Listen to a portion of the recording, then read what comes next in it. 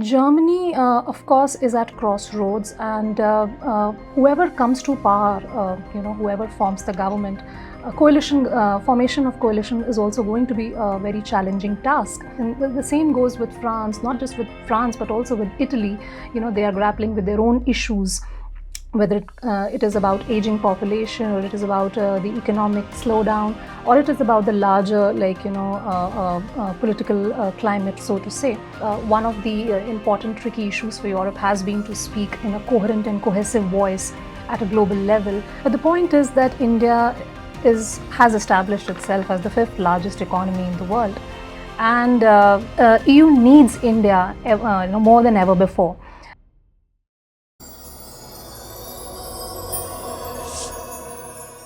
Hello everyone, welcome to PIC's Global Compass. This is the space where we explore the evolving landscape of international politics. Today we have with us Dr. Manasi Singh. She is an expert in India-EU relations. She's at the Central University of Gujarat School of National Security Studies. Thank you for joining us, Dr. Singh. As you might have guessed by now, we are going to discuss India-EU relations in today's discussion. Europe faces slow economic growth, geopolitical tensions, and energy security challenges while navigating green transitions and digital transformation. The relationship that India has with Europe is driven by trade, technology, and geopolitical cooperation, balancing shared democratic values with strategic economic interests. On that note, Dr. Singh, what are your thoughts on the current political climate in Europe? We have seen recent elections where a lot of different parties have claimed leadership, laid claim to the leadership. In that context, how do you see Europe's impact on international politics? Thank you, Koena. Thank you for inviting me, and also thank you to Pune International Center for hosting me here. Well, as far as the political climate is concerned, of course, Germany votes tomorrow. So we all are anxiously waiting as students of European Union as to what the outcome of those poll results are. Last year was pretty turbulent for German politics. We saw the collapse of the coalition. There were very, tricky issues over which there was a lot of bickering among the coalition partners, whether it was investment, it was about subsidies to non-competitive industries. It was also about migration, which is now, of course, a burning topic there. So, of course, and as the reports indicate, it is the conservative Christian Democrats which are leading, and also the alternative for Germany, a far-right, a group, which is also perhaps has gained a lot of traction. So Germany, of course, is at crossroads, and whoever comes to power, whoever forms the government, formation of coalition is also going to be a very challenging task amidst all this political volatility. But whoever comes to power has, his or her task cut out, and that is to slow down Germany's, as in, if I shouldn't be saying economic decline, but just to sort of arrest this underperformance, of economy ever since the pandemic struck. And Germany has to modernize. Germany has to stand again as the ever, we used to be seeing Germany. And in fact, every student of European Union knows that Germany has been a motor of European integration. So, of course, it needs to stand back on its feet. It needs to grapple with the realities. And, of course, the same goes with France, not just with France, but also with Italy. They are grappling with their own issues, whether it is about aging population, or it is about the economic slowdown, or it is about the larger, political climate, so to say. So, but what is more important, I guess, is that whoever is coming to power in these countries, or wherever the elections are going to held, is that they provide a strategic leadership to Europe as well. So they contribute to that, because this is a difficult time for Europe. And of course, how Europe, one of the important tricky issues for Europe has been to speak in a coherent and cohesive voice at a global level, to have that strategic narrative. So I think that is something that the world is going to watch out for. And of course, the poll results will be out soon. We'll, come to know. But that's something that we expect. And also in terms of, the Trump coming back of Trump. So it's ever more needed that you put your own house in order, and at the same time, in a much more confident manner, tackle on the global challenges. Thank you. So, in carrying forward to what you alluded, we just ended the Asia Economic Dialogue, where there was the part of the theme was fragmentation, in an era of fragmentation. Yes. So, in that context, how does India place itself when it comes to India-EU relations? When EU in its own way is also a bit fragmented, with all these countries facing their own leadership challenges. How does India deal with something that is not that stable? Okay, Koena, that has been a question bothering not just the policymakers. There has been like a discussion among the academic circles as well on this. But the point is that India has established itself as the fifth largest economy in the world. And EU needs India more than ever before. And there is a growing acknowledgement within EU also to sort of reach out to India. And as far as these internal troubles and reverberations are concerned, they're not. I don't see them broadly impacting India-EU ties, so to say, because we have some positives as well. In fact, this was pointed out in the inaugural address in the Asia Economic Dialogue by Honorable Minister Piyush Goyal, who said that President of the EU Commission, Ursula von der Leyen, she's coming with the whole college of commissioners, which is happening for the first time.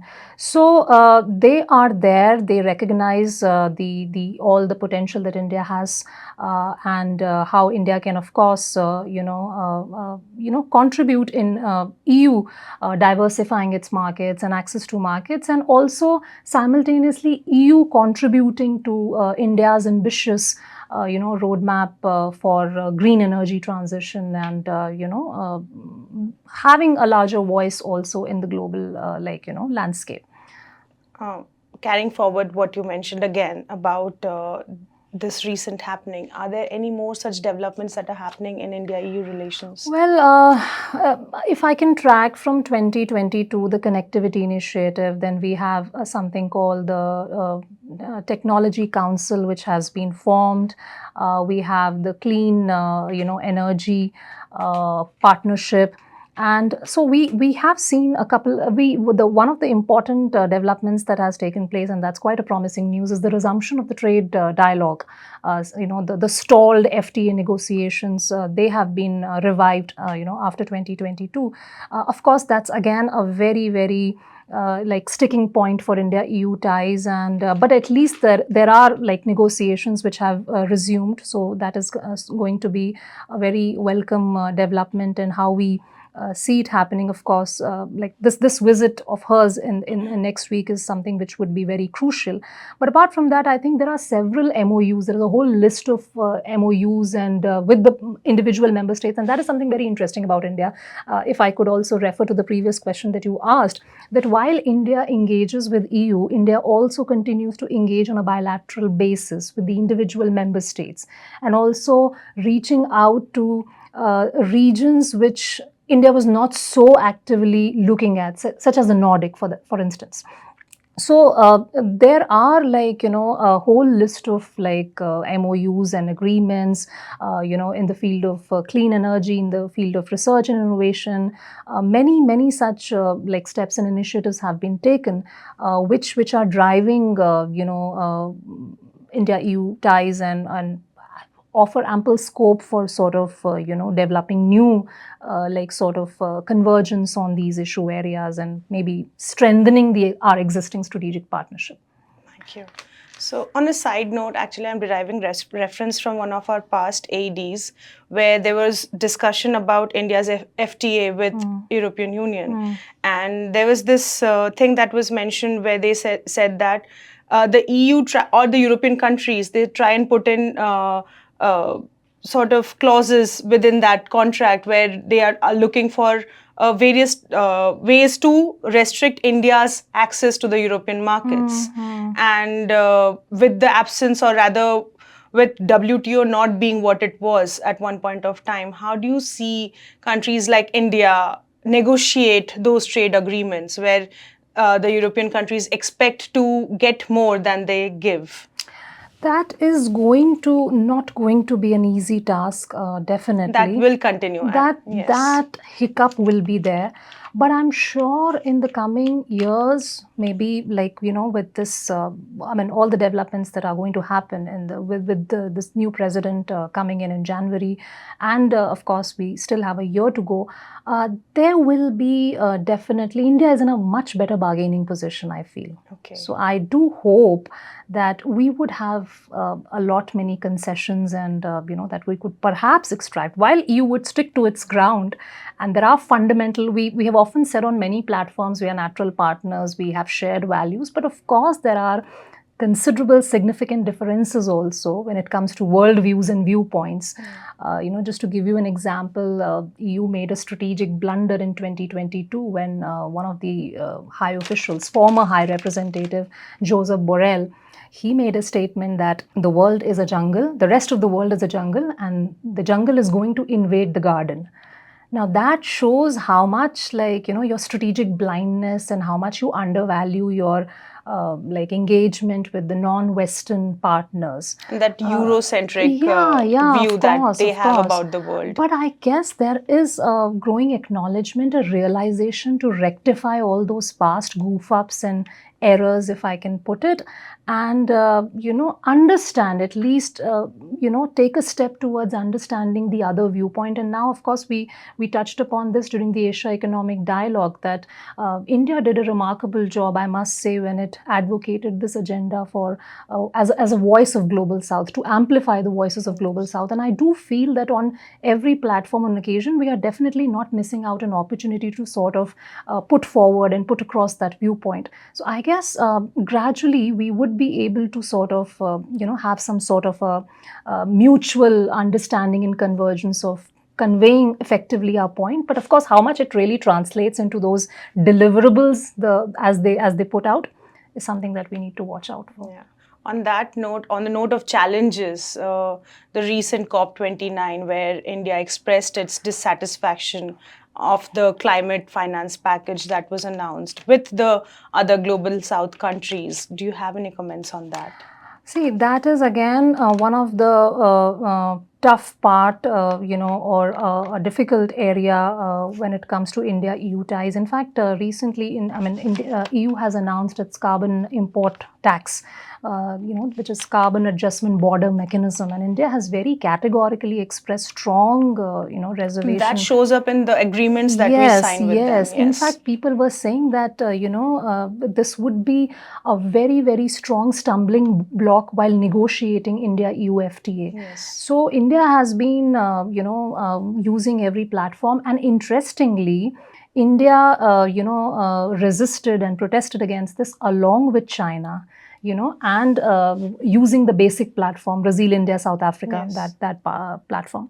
So I think on climate change also, this is something that we will continue to take up our position as a leader of the Global South, as a leader of the developing bloc. And of course, this would something that we will not really, settle with. That we quickly. Will continue to. Yes, absolutely. And what are the spaces where there is more collaboration happening when it comes to climate change and economic recovery post-COVID? Okay. Spaces, when it comes to cooperation, Koena, again, you have a gamut of issues and areas where the two sides are showing greater eagerness to, and in fact that is also reflected in the signing of a series of MOUs and agreements, setting up of these centers and partnerships and various tracks for that matter. Post-COVID, of course, migration, like I said, so India is very much interested in the movement of skilled labor. Okay, and India wants EU to facilitate visas and other things as well. But it's the other way around also, because India is also becoming an attractive destination for Europeans to come in and work and settle. So I think given the whole anti-immigration sentiment, this would be a difficult thing to work out, the labor mobility. But I think if we can just use this interesting idea of seeing it as a reciprocative relationship, we could probably have a better bargain in terms of facilitating the mobility of skilled labor as well. For that, they'll need to get rid of that jungle and garden हाँ बिल्कुल that mindset idea needs of to themselves. absolutely Yes. that there is just not. Yes. So, on the part of geopolitical tensions, the Russia-Ukraine conflict has had significant impact on the entirety of Europe. And how does that affect EU-India relations? Because India sort of maintained a very strategic autonomy, Ambivalence and yes, ambivalence yes. in that context. So, how has that impacted India-EU relations? Yes, it is. Yes, in the sense it is a difficult context that we are speaking of. Not just the Russia-Ukraine war, but the larger churning in West Asia, the coming back of and the beginning of, I should say, Trump 2.0. Yes. So this is, of course, a very precarious situation, I must say. But I guess Brussels has begun to see New Delhi beyond this binary, as in they understand that, or they understand, in fact, not just Brussels for that matter. I think India was very effective, and I must give compliments to Indian diplomacy and foreign policy outreach in terms of conveying its position on the Russia-Ukraine standoff. And I think that has resonated well with both US and EU and other Western counterparts. So I guess what we see is we need to sort of de-link this viewing of relationship with Russia, for that matter, and India is also watching it out very carefully, because India is also concerned about, and EU is for that matter, about this growing Russia-China proximity. Yes. But then we are talking of multi-alignment. So India has also mentioned it, that why can't Russia do it? Everybody is trying to diversify its partnerships. It's a difficult, turbulent geopolitical order. You are trying to navigate rough waters. You are trying to extract as better deal as possible. Things are anyway becoming very transactional in international relations. Yes. Our Honorable Minister External Affairs, S. Jaishankar, also pointed out that we have made it very quite clear on many platforms. It is about strategic autonomy. It is about multi-alignment. So I guess we explain Russia's position. But yes, there is a concern. We are watching the developments very carefully, and so is the EU also. And somewhere I think if there is a much better shared position on viewing China overall, I think we will be able to manage it together. Okay. And factor in our also bilateral relations. But I don't see it impacting the nature of India-EU ties. Rather, we are seeing much more developments, and we are exploring all sorts of avenues to cooperate and intensify our cooperation and engagement. Okay, so if I want to only ask a question about the geopolitical conflict in Europe, I today read a tweet by J.D. Vance, the Vice President of USA, and he sort of expressed that the US should not have been a participant in any way in helping Ukraine with in the conflict with Russia, and how they will more or less withdraw whatever support that they have been given Ukraine. So in that context, what do you see? How do you see the future of this entire conflict? Because Russia, there have been news that Russia has gained territory in Ukraine, and the countries within the European Union are also quite divided in their views on this conflict. So, Absolutely. what do you see the future? How does the future look for Europe? If we exclude India from the entire narrative? Yeah, pretty uncertain, I would say. I mean, the business goes as usual, of course, while, individual countries are also, very much invested in trying to reach out to different partners within Europe. Like you also mentioned, that there is no common sentiment. So Russia, Ukraine, For Poland, Romania, and Hungary, of course, but maybe for the Nordics, it's climate change. For France, it's something different. For Germany, it is migration. So they are also, yes, they have been a divided house for a very long time on, and every crisis has shown that Europe is a divided house. So these are uncertain times, I would say, and maybe we need to watch out because Trump has just assumed office. Of course, he has started announcing some very, what should I say? Strong measures. He's an unpredictable person, and the world is trying to just make sense of whatever new he's announcing. So something that, and of course, when the poll results, come in these different countries and what kind of governments are formed, and so we will probably, things will become much clearer in the coming months, and we'll see. But I guess the rest, the things will remain track in the sense what they have to do. In fact, India, interestingly, offered, because I still want to bring India here, when this there was this Switzerland had hosted a summit, a peace summit, just to sort of broker peace between Russia and Ukraine, and that turned out to be inconclusive. India has offered that we will host, something of that sort, and Zelensky has welcomed the idea. So you never know. Tomorrow we have. We might become the chief mediators. We could be. Some sort of a, just to, see peace prevail. Yeah. So, Anita Prakash yesterday mentioned this, that she's waiting for rationality to prevail when it comes to the Trump administration. So maybe after the usual rhetorics that his administration usually releases, things might quieten down to the usual. Yeah, because after all, he also understands. Business as usual. Yes. And he will also wait and watch. Of course, he has this habit and tendency of, creating a buzz, but then maybe he has his own advisors, and he will also probably sense the situation and see how it pans out for India and for other countries. Of course, right now there is a lot of concern with the announcement of trade, tariffs and other measures that US is drastically going. They have already started deporting the immigrants. So, of course, that has all begun. But let's see how it goes. And that is why I think the best time ever for India and EU and other like-minded partners to come on board and sort of really put up a solid front to, offer alternatives against a so-called Washington consensus or a Beijing consensus. Yes. If you could just, converge your energies in that direction and, really stand for your commitment to multilateralism and rules-based order. We could have another session on rules-based order because that is also contested, by the way. But at least some, sense of order to sort of save the world. That should be.